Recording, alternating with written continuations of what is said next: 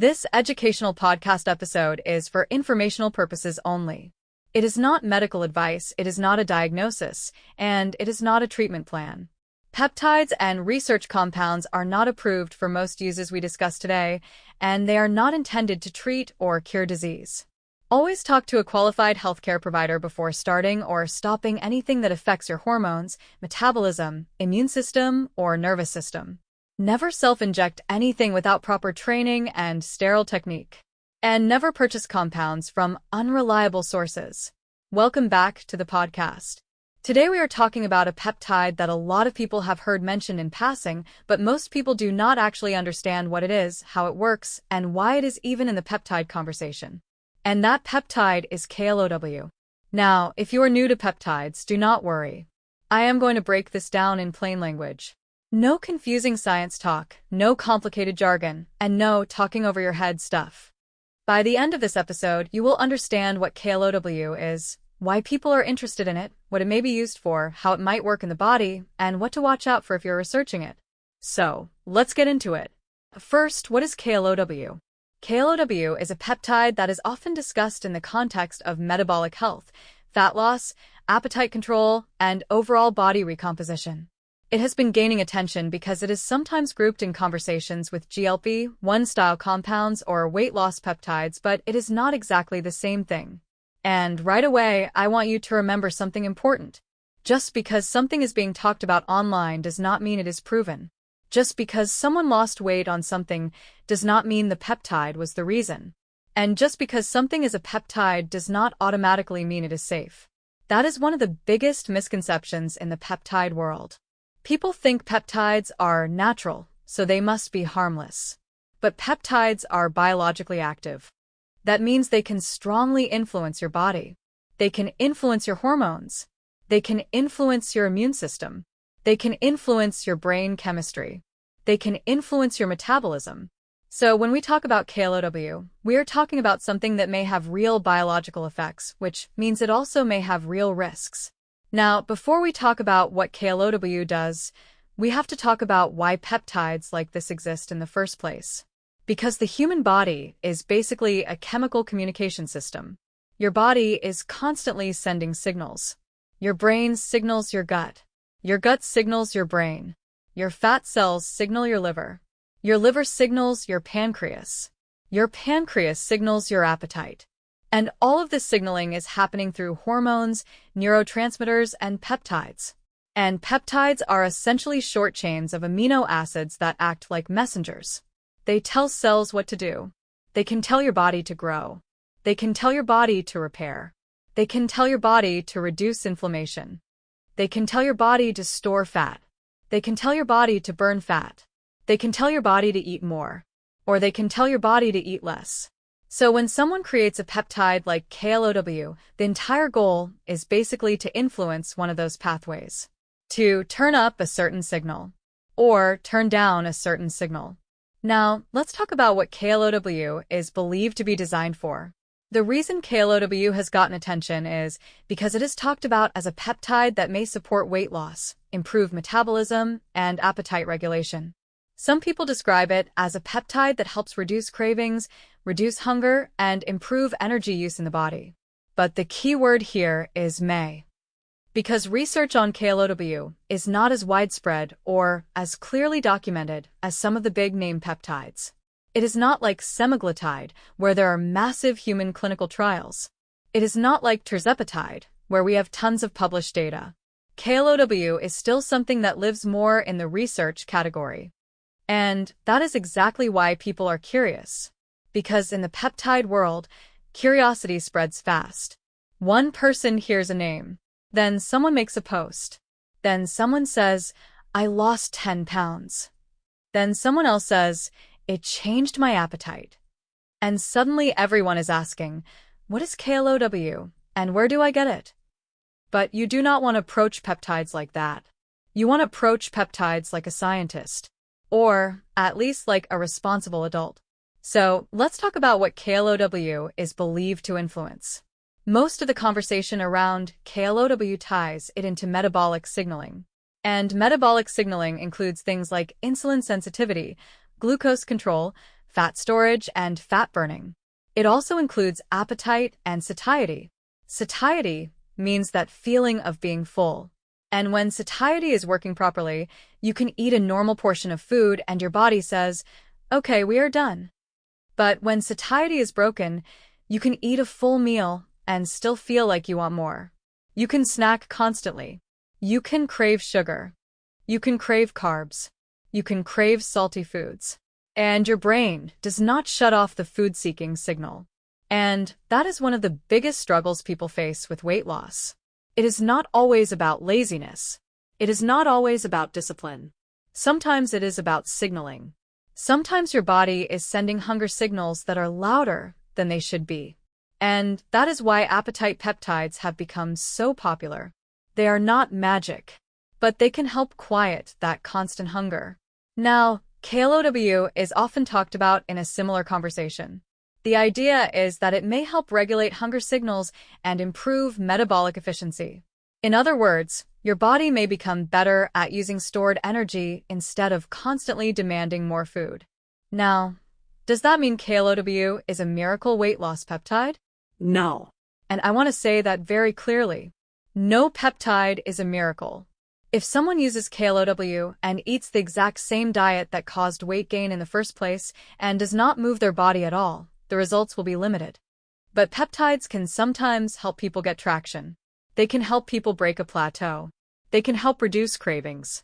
They can help people finally stay consistent. Because when your appetite is under control, your behavior becomes easier to manage. You stop fighting your own brain every single day. So that is where the excitement comes from. Now, let's talk about what KLOW might be doing inside the body. There are a few key systems we need to discuss. Number 1 is the gut-brain axis. The gut-brain axis is the communication system between your digestive system and your brain. Your gut is not just a tube where food goes. Your gut is basically a sensory organ. It has neurons. It produces neurotransmitters. It produces hormones. It sends signals to your brain about hunger, fullness, stress, and inflammation.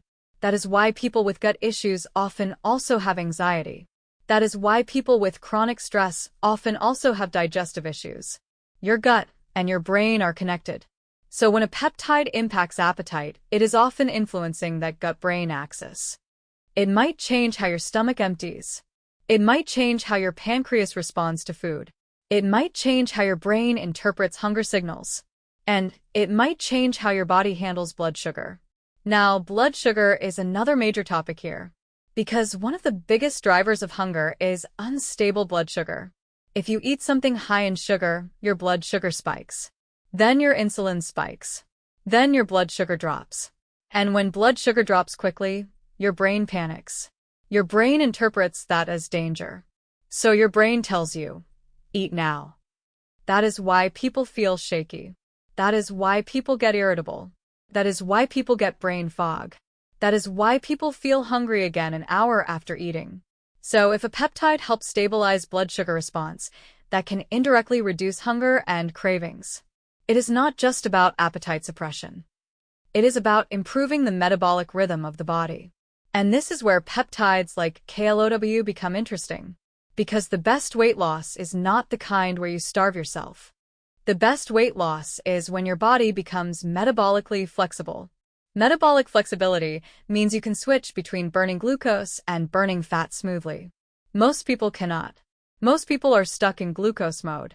They eat carbs, they burn carbs. Then they crash. Then they eat carbs again. Then they burn carbs again. And fat burning stays locked behind a door. And that door is insulin. If insulin stays elevated all the time, fat burning is reduced. So when a peptide supports insulin sensitivity, the body can potentially unlock fat burning again. Now, is KLOW proven to do this in humans? Not in the same level of published research as other compounds. But this is the mechanism people believe it may support. So KLOW is basically being discussed as part of the metabolic peptide family. Now, let's talk about why people might choose KLOW over other options. Because if you're listening to this, you might be thinking, okay, why not just do a GLP-1? And that is a fair question. Because GLP-1 One peptides like semaglutide are well known. They reduce appetite. They slow gastric emptying. They can improve blood sugar. They can cause major weight loss. So, why would someone look at KLOW?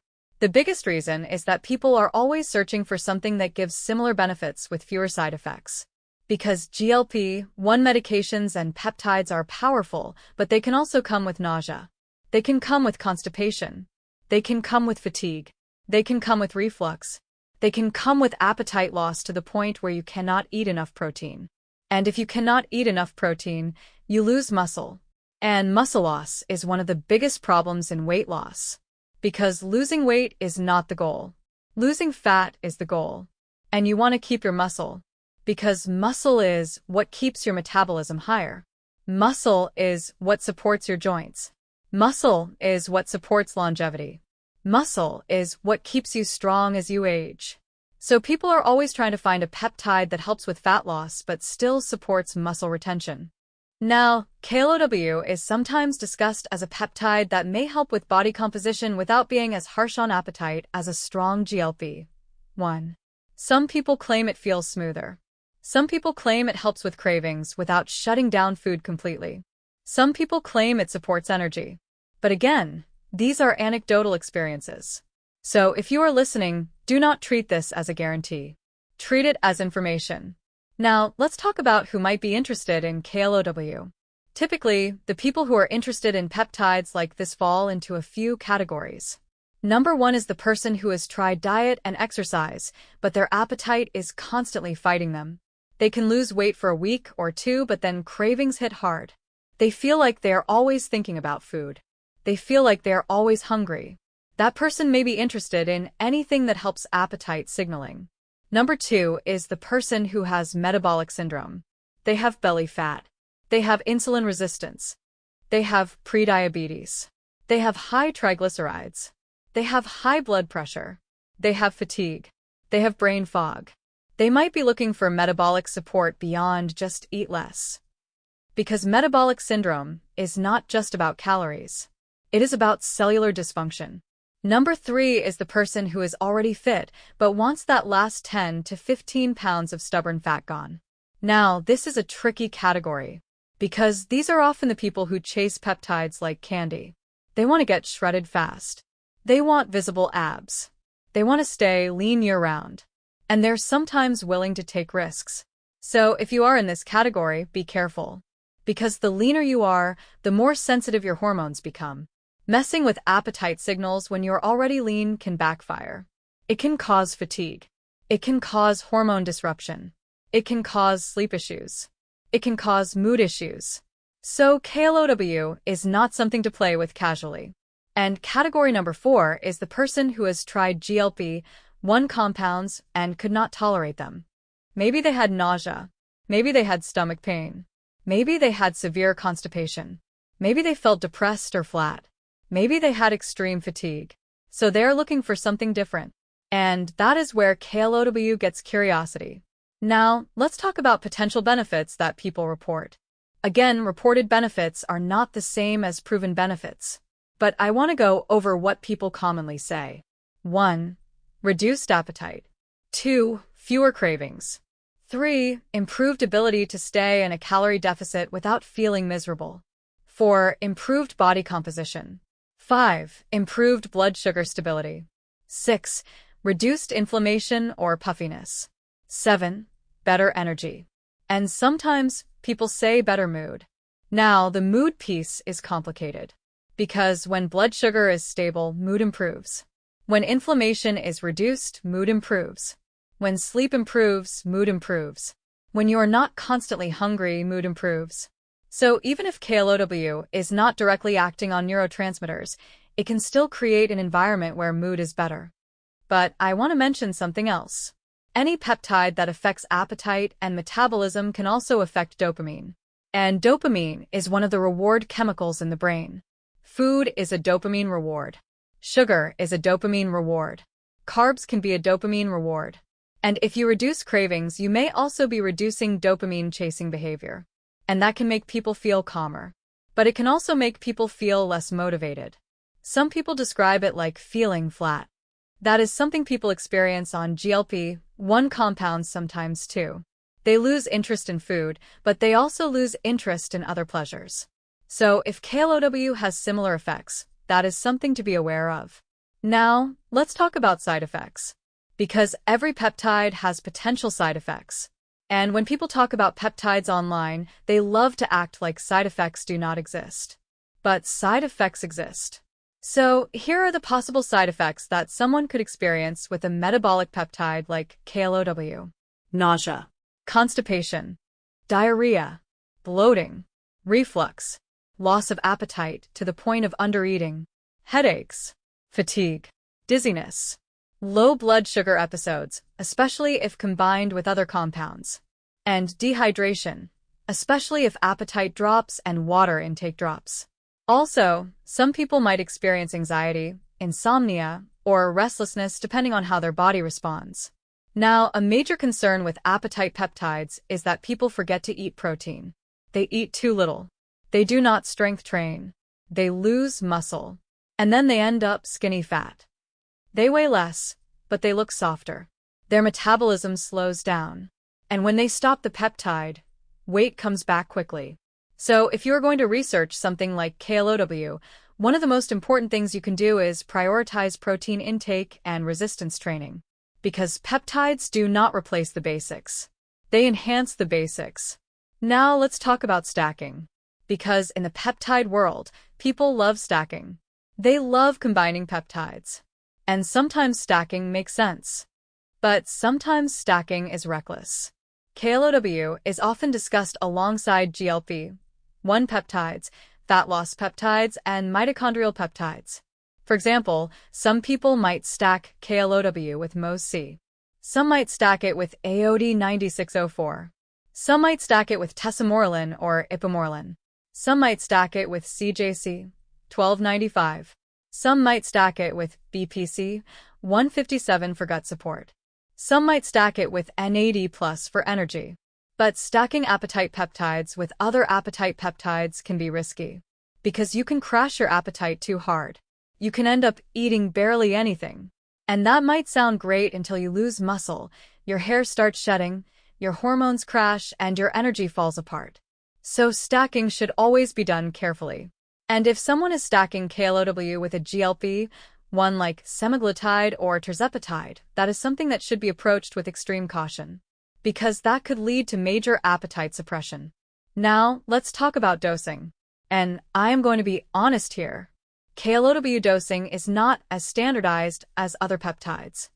That means you will see a lot of different dosing protocols online. Some people will say microdose it. Some people will say weekly.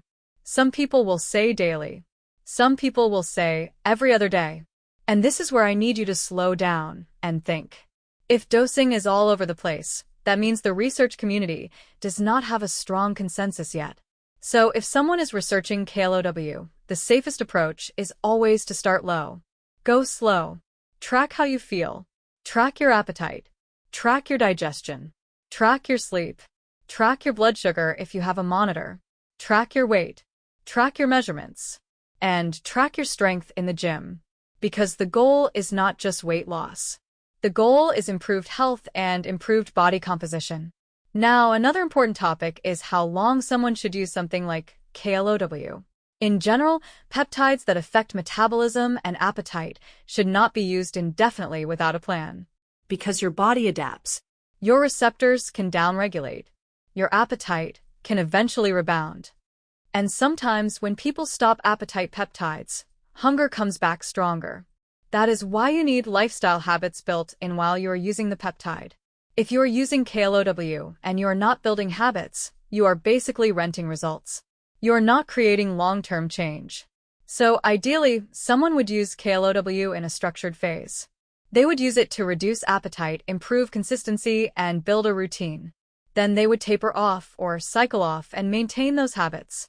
Now, let's talk about the biggest mistake people make with peptides like KLOW. And this is the truth. The biggest mistake is they treat it like a shortcut. They treat it like a magic injection that replaces discipline. They think, I will take this and I will lose weight, even if I keep eating junk. And maybe they will lose some weight. But the problem is they are not fixing the root issue. Because if you have insulin resistance, the goal is to fix insulin resistance. If you have inflammation, the goal is to reduce inflammation. If you have stress eating, the goal is to work on stress. If you have poor sleep, the goal is to improve sleep. If you have trauma, the goal is to heal trauma. Peptides can help, but they do not replace the deeper work. And the people who get the best results are the ones who treat peptides like a tool, not a crutch. Now, I want to talk about one more important factor, and that is the psychological side of appetite peptides. Because this is something nobody talks about enough. When you remove hunger, it can feel liberating, but it can also feel weird. Some people realize how much of their day revolved around food. Some people realize they used food for comfort. Some people realize they used food for dopamine.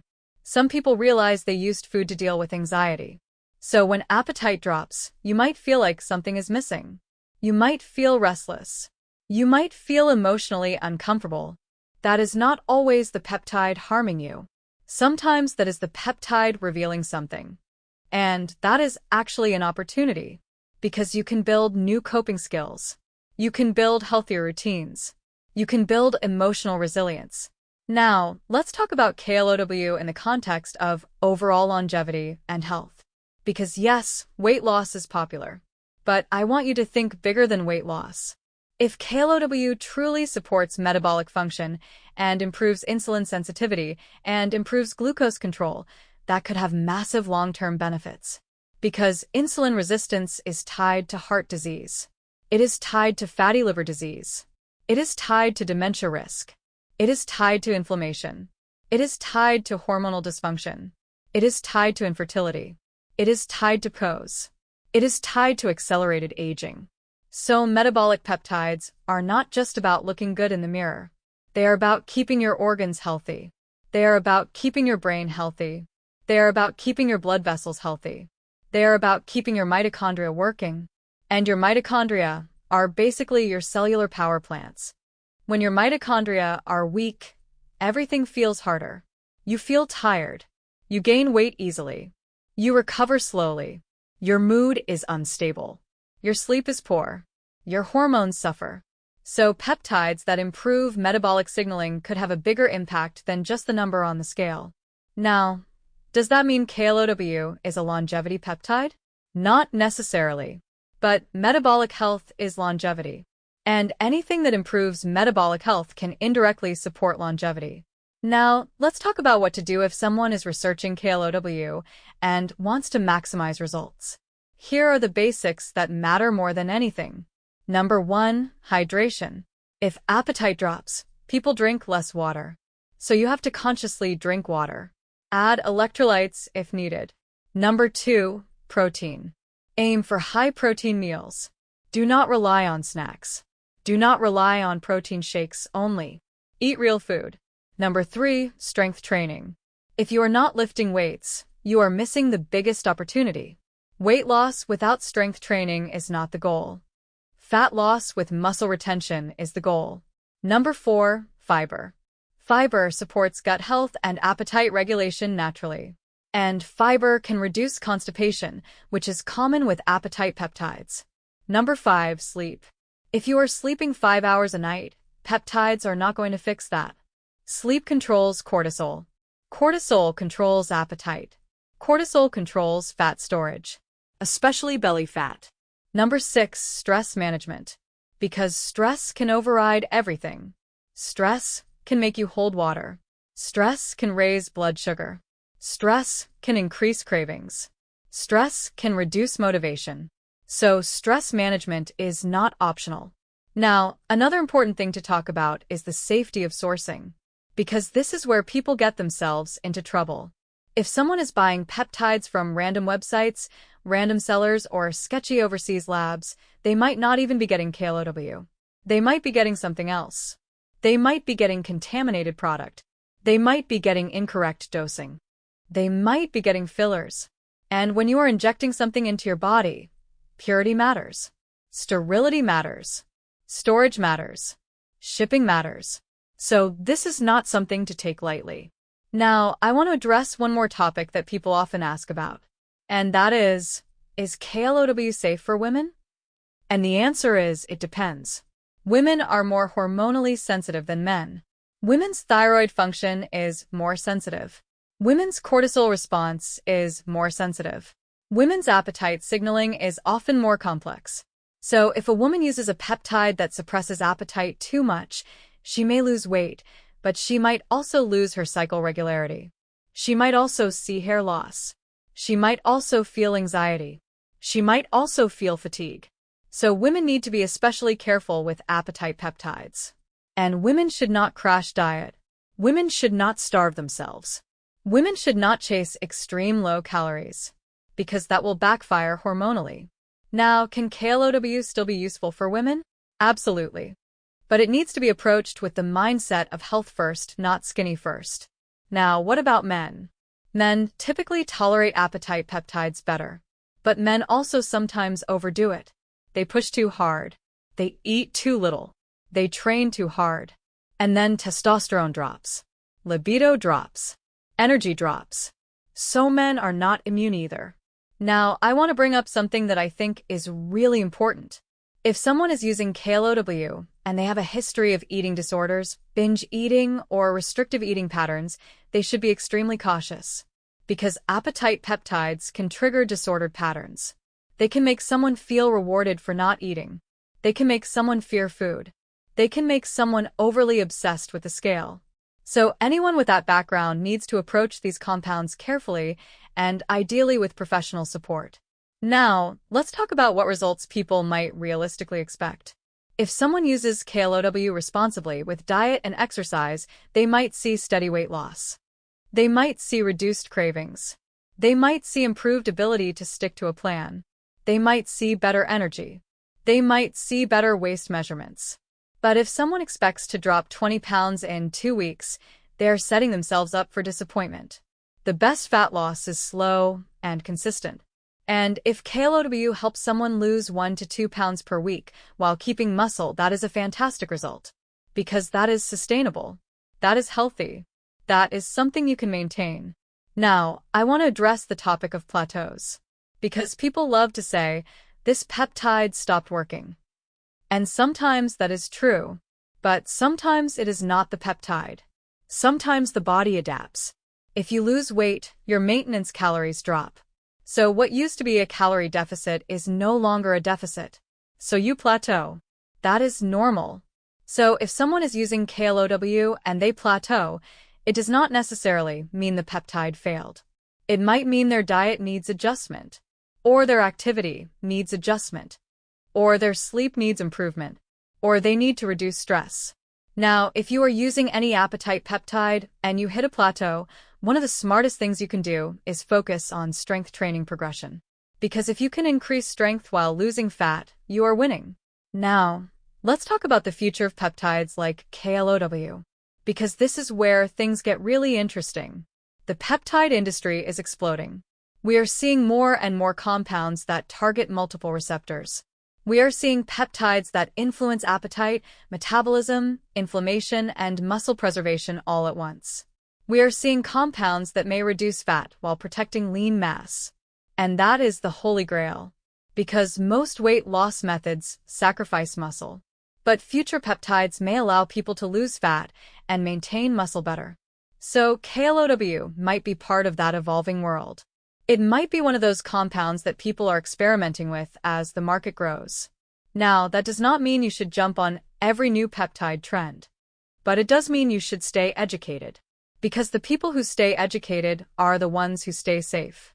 Now, I want to give you a simple way to think about KLOW. Think of it as a metabolic signaling peptide that may support appetite regulation and body composition. Not as a miracle. Not as a magic shot. Not as something you can use to avoid lifestyle changes. But as a potential tool. And if you are someone who has struggled with cravings, struggled with insulin resistance, struggled with stubborn weight, then peptides like KLOW are interesting because they may help your body communicate better. They may help your appetite signals calm down. They may help your metabolism become more efficient. Now, one more thing. If you are researching KLOW, do not ignore lab work. Lab work is your compass.